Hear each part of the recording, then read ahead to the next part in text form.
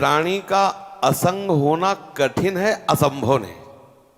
असंभव और कठिनता में अंतर है।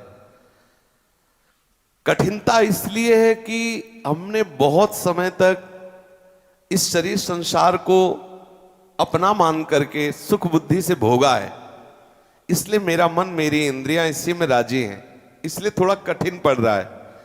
लेकिन जिस सुख के लिए हमने इसे मान रखा है, यदि हमें वो सुख जहां भी दिखाई देगा वहीं ये तत्काल संग करने के लिए राजी हो जाता है। समझना सूक्ष्मता से। और अगर कहीं ये पता चल जाए कि जिस सुख के लिए हम यहां राजी हुए वो सुख है नहीं, वो सुख तो केवल प्रभु में है, केवल गुरुदेव के वचनों में है, गुरुदेव के चरणों में है, आराध्य देव के रूप में है, आराध्य देव की लीला में है, तो फिर लगाना नहीं पड़ेगा, बहुत सहजता से हट जाएगा। जैसे स्त्री आसक्त पुरुष की वो स्त्री जिसको प्राणों से अधिक प्यार करता है, क्यों करता है? क्या उसको प्यार है? नहीं, उसने मान रखा है कि इससे हमें बहुत सुख मिलता है।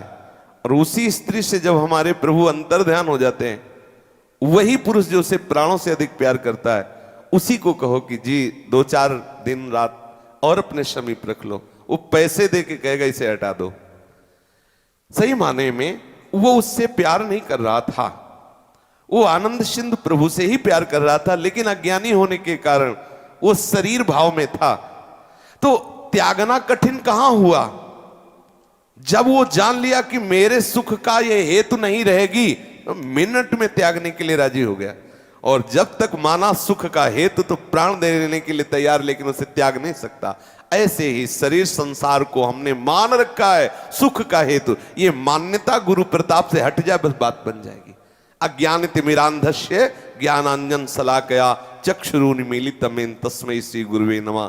हम ऐसे सदगुरुदेव भगवान को प्रणाम करते हैं जिनकी कृपा कोर से वो ज्ञान प्रकाशित होता है, जिससे झूठी मानी हुई मान्यता, महत्व बुद्धि, सुख बुद्धि हट जाती है और सहज में ठाकुर से प्यार हो जाता है।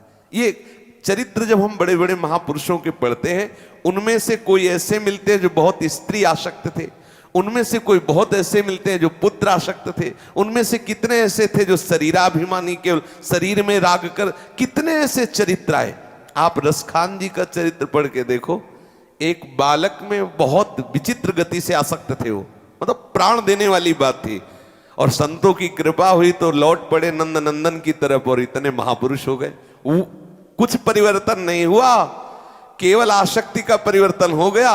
आसक्ति अधम पुरुष और वही आसक्ति आई तो महापुरुष। समझ गए?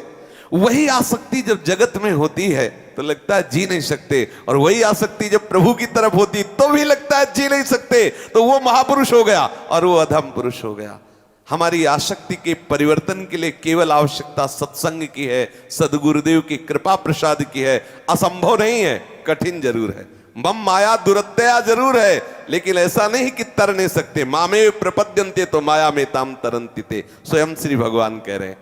कठिन है, असंभव नहीं। असंभव मान लेंगे तो हम हार जाएंगे, और हार जाएंगे तो फिर हमारे जीवन में किसी की ताकत नहीं कि वो परमार्थ की स्थापना कर दे। पक्की बात समझो।